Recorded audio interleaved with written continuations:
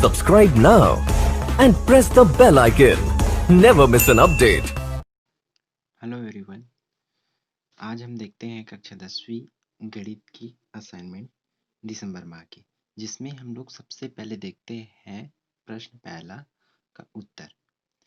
उसमें प्रश्न ये दिया हुआ, यदि किसी त्रिभुज की एक भुजा के समांतर बाकी दो भुजाओं को भिन्न भिन्न बिंदुओं पर प्रतिच्छेद करती हुई एक रेखा खींची जाए तो यह रेखा उन दोनों भुजाओं को एक ही अनुपात में विभाजित, मीन्स हम लोग को सिद्ध करना है इसको। क्लियर है? यदि किसी त्रिभुज बोल रहे हैं तो सबसे पहले हम लोग को क्या बनाना पड़ेगा? सबसे पहले एक त्रिभुज बना लेंगे। ये हुआ त्रिभुज, इसको कुछ ना कुछ तो नाम देना पड़ेगा। नाम दे दिए ए बी सी। हुआ यदि किसी त्रिभुज की एक भुजा के समांतर, तीन भुजा है, तीनों में से कोई एक भुजा के समांतर लेना। समांतर बाकी दो भुजा, एक भुजा के समांतर लेना है और दो भुजा को भिन्न भिन्न बिंदुओं पर प्रतिच्छेद मतलब काटते हो बोला। इसके समांतर लेंगे और इन दोनों को काटना चाहिए, तो यहाँ लेंगे, ये हुआ, इसका नाम दे देंगे D E. Clear? I think diagrams आ जाना चाहिए समझ। और हम लोग को सिद्ध करना है, खींची जाए तो खींच लिए, तो यह रेखा उन दोनों भुजाओं को एक ही अनुपात में विभाजित करता है। ये रेखा ये दोनों भुजा को बराबर बराबर भाग में विभाजित करता है, यही सिद्ध करना है। मीन्स ए डी बटा डी बी बराबर ए ई बटा इसी हम लोग को सिद्ध करना है। तो इसको सिद्ध करने के लिए कुछ रचना करना पड़ेगा हम लोग को, जिसमें हम लोग को बी को ई से मिलाना है, बी को ई से तथा सी को डी से मिलाना। ये बी है, बी को ई से मिला लिए और सी को डी से मिला दिए। क्लियर? उसके बाद भुजा AC में लंब डालना है डीएम। भुजा AC हम लोग की है, इसमें डीएम एक लंब डाल दिए। क्लियर? डीएम। उसी तरह तीसरा देखते हैं, भुजा AB में लंब EN डालना। AB भुजा ये है, इसमें लंब क्या डाल देना है? EN।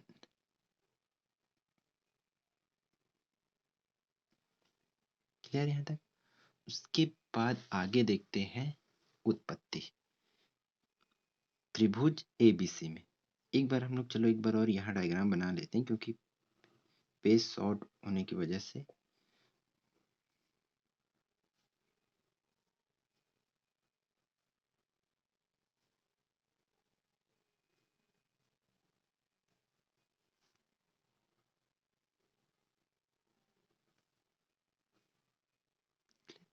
त्रिभुज ADE में देखेंगे, त्रिभुज ADE में तो वहां त्रिभुज का क्षेत्रफल लेंगे। त्रिभुज का क्षेत्रफल बटा पता है हम लोग को 1/2 आधार गुणित ऊंचाई होता है, तो इसमें आधार हम लोग लिए AD को, ठीक, और लंब तो पता है ऊंचाई। इस वाले जब इस आधार में लंब क्या है? EN। क्लियर? इसको नाम दे दिए हम लोग समीकरण नंबर 1। उसी तरह त्रिभुज BDE में देखते हैं एरिया ऑफ BDE। क्लियर? इसमें भी वही सूत्र लगेगा, 1/2 आधार गुणित ऊंचाई। जब आधार एक बल्ले देखो BDE कहाँ पर है? BDE, तो यहाँ भी आधार यही बनेगा, DB हुआ। फिर इसमें भी देखो ये पूरे के पूरे इस आधार में लंब क्या डाले हम लोग? EN, तो यहाँ भी EN हम लोग का ऊंचाई हो जाएगा। क्लियर? इस तरह इसको नाम दे दिए समीकरण नंबर 2। इसी प्रकार अगला त्रिभुज में देख लेंगे एरिया ऑफ ADE। त्रिभुज कहाँ है हम लोग का? यहाँ AED में। क्लियर? यहाँ भी वही सूत्र। अब देखो AE लिए तो यहाँ ये इसके लिए ये आधार बनेगा, AE आधार हुआ। क्लियर है?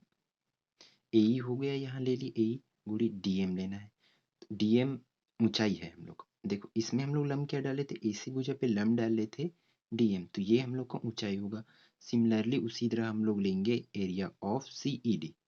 CED ये वाला देखो, पहली ये इसी चीज को आधार लिए थे, ये वाले त्रिभुज लिए थे, उसके बाद ये वाला लिए, अभी ये वाला त्रिभुज लिए, फिर उसके बाद ये वाली त्रिभुज लेंगे। क्लियर? तो इसमें देखो इसका आधार तो ये सिमिलरली जैसे उतना टाइम इसको लेते अभी ई सी को लेंगे। क्लियर? तो यहाँ हम लोग 1/2 EC ले लिए और इसमें लंब क्या डाले हैं, DM। समीकरण नंबर 3 और 4 इस तरीके से हम लोग को प्राप्त हो जाए। उसके बाद समीकरण 1 और 2 से एरिया ऑफ ADE बटा दे देना है एरिया ऑफ BDE बराबर इसको रख दिए। उसके बाद ये आपस में कट जाएगा और ये आपस में कट जाएगा, EN और EN कैंसिल हो जाएगा, तो बचेगा हम लोग के पास सिर्फ AD बटा DB। इसको नाम दे दिए हम लोग समीकरण नंबर 5। उसके बाद देखते हैं समीकरण नंबर 3 व 4 से। फिर सिमिलरली जैसे पहले किए थे वही काम अभी भी करना है। पहले भाग किए थे दो, पहला समीकरण 1 और 2 को, उसी तरह सिमिलरली अभी क्या करेंगे 3 और 4 को भाग कर देंगे। एरिया ऑफ AED बटा area of CED equal to लंब गुणित ऊंचाई वो निकाल चुके हैं, इसको हम लोग कैसे है पता है। इसमें भी 1/2 आपस में कट जाएगा, DM DM कट जाएगा, बचेगा AE बटा EC। इस तरह हम लोग को समीकरण नंबर 6 प्राप्त हो। फिर यहाँ त्रिभुज BDE और त्रिभुज CED एक ही आधार पर बने। हम लोग देखें डायग्राम में, जैसे कि फिर से देख लेते हैं एक बार डायग्राम। ये है हम लोग का डायग्राम।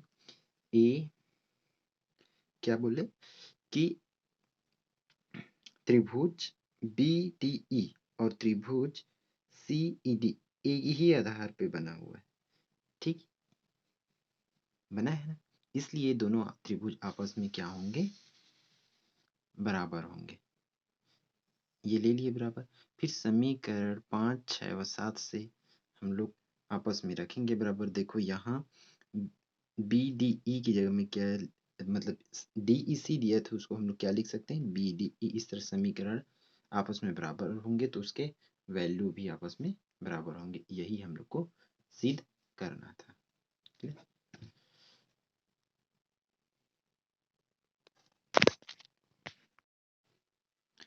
अब देखते हैं प्रश्न दूसरा का सॉल्यूशन। उसमें प्रश्न यही है, जो कथन बनाए हैं वो प्रश्न मतलब प्रश्न में दिया रहेगा उसी को हम लोग कथन बना सकते हैं। एक समकोण त्रिभुज में कर्ण का वर्ग शेष दो भुजाओं के वर्गों के योग के बराबर होता है। ठीक है? इसको एक समकोण त्रिभुज लेना है, तो हम लोग एक त्रिभुज बना लिए ये वाले, जिसका नाम दे दिए ABC, जिसमें किसी भी एक भुजा को समकोण लेना है तो कोण B को ले लिए हम लोग समकोण। क्लियर? फिर सिद्ध करना है हम लोग को शेष दो भुजा। एक बेसिक क्लियर करना होगा,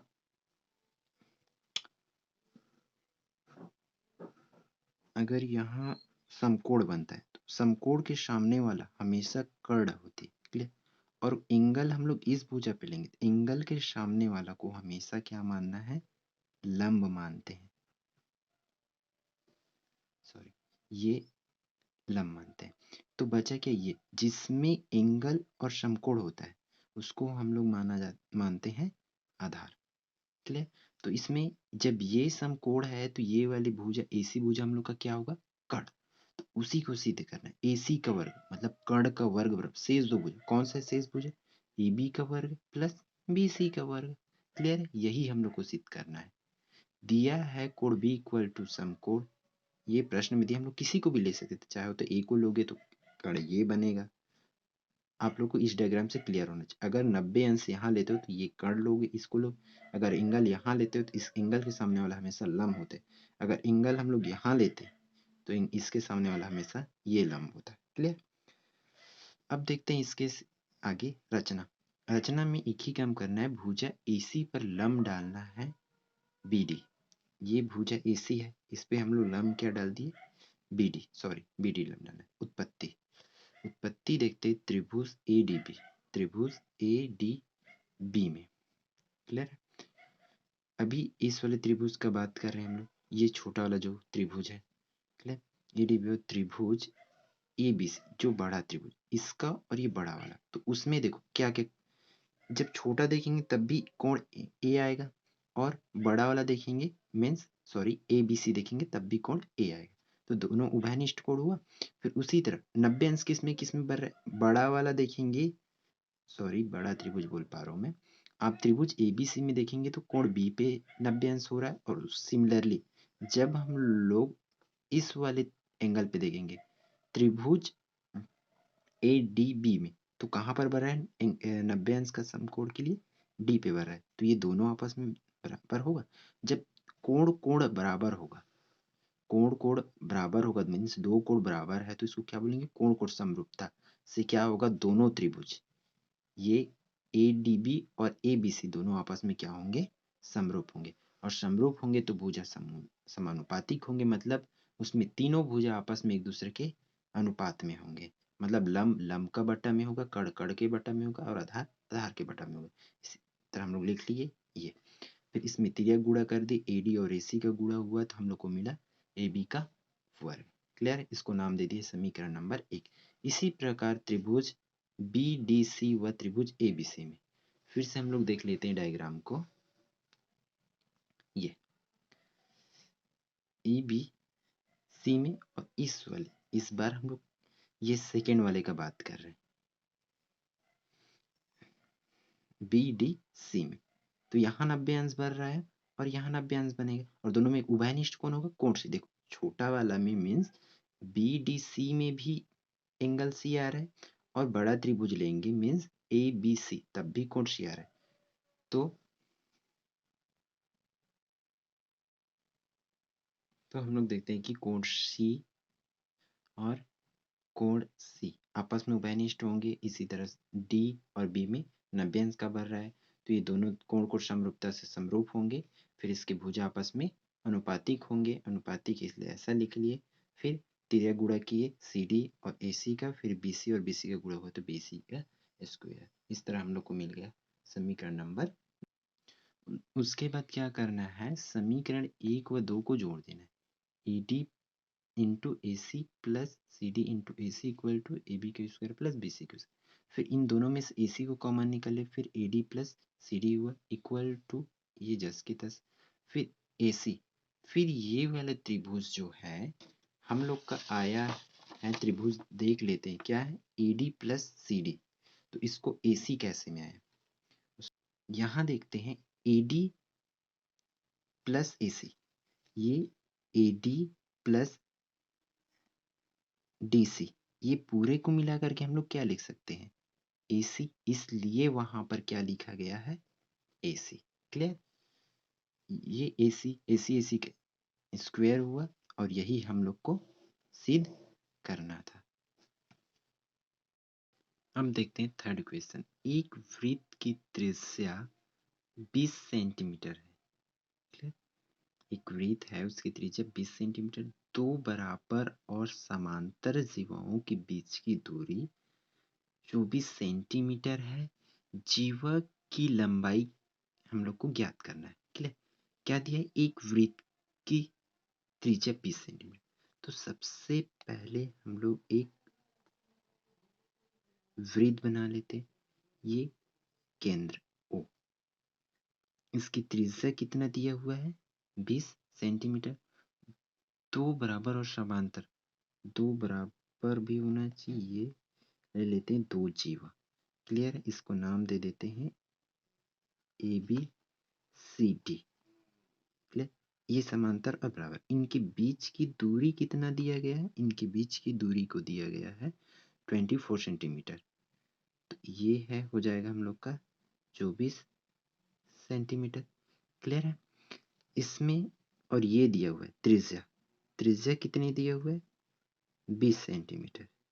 हम लोग को ज्ञात करना है जीवा की लंबाई, चाहे हम लोग AB का मान वैल्यू फाइंड करें या CD का वैल्यू फाइंड करें।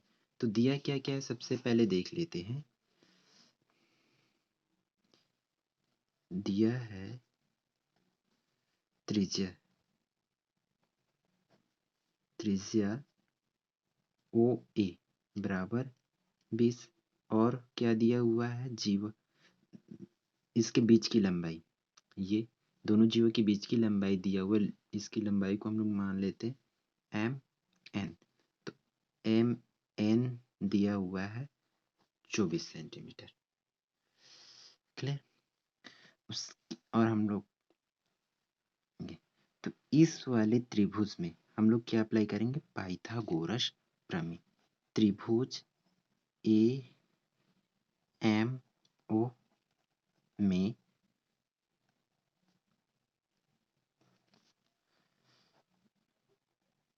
पाइथागोरस प्रमेय से। क्लियर है? पाइथागोरस प्रमेय क्या बोलता है? कर्ण का वर्ग बराबर लंब का वर्ग प्लस आधार का वर्ग। कर्ण क्या है? यहाँ हम लोग यहाँ 90 अंश भर रहे थे, इसके मैं बता चुका हूँ पहले वाले क्वेश्चन में कि समकोण के सामने वाला भुजा हमेशा कर्ण होती है। तो यहाँ ओ ए का वर्ग इक्वल टू होगा लंब। शेष भुजा मतलब लंब पाइथागोरस प्रमेय के हिसाब से हम लोग शेष दो भुजाओं को वर्ग योग कर सकते हैं। ओ एम का वर्ग प्लस ए एम का वर्ग। अब वैल्यू क्या पुट कर देते हैं? ओ ए का वैल्यू दिया हुआ है 20, तो 20 का वर्ग बराबर ओ एम का वैल्यू दिया हुआ है 12 का वर्ग प्लस ए एम का वैल्यू हम लोग को फाइंड करना है। 20 का वर्ग हो जाएगा 400 बराबर 12 का 144 प्लस ए एम का वर्ग। इसको यहाँ पक्षांतर कर देंगे तो वो साइड प्लस में, यहाँ आएगा तो -144। ये 144 आपस में माइनस, यहाँ दोनों को माइनस करेंगे तब बचेगा हम लोग के पास 256। एम का वर्ग, हम लोग को एम का वैल्यू फाइंड करना है, इसलिए वर्ग को यहाँ पक्षांतर कर देंगे तो वो यहाँ आ जाएगा, करड़ी में बचा ए एम। तो 256 का वर्गमूल होता है 16। इस तरह ए एम का वैल्यू हम लोग का मिला 16 सेंटीमीटर। और हम लोग को फाइंड करना है आगे जीवा। तो जीवा की लंबाई बराबर हम लोग लेंगे 2am, 2 गुणित 16 हो जाएगा, 16 दूनी 32 सेंटीमीटर। यही हम लोग का फाइनल आंसर। ये है हम लोग का आंसर नंबर 4, जिसका कथन है बाह्य वृत्त से वृत्त पर खींची गई स्पर्श रेखाओं की लंबाइयाँ बराबर होती है, उसको हम लोग को सिद्ध करना है। जिसका आंसर मैं बुक से लिया हूँ, तो प्लीज इसको नोट करो और समझ ना आए तो कमेंट करके बताइए। फिर से इसका वीडियो में हम समझाने का कोशिश करेंगे।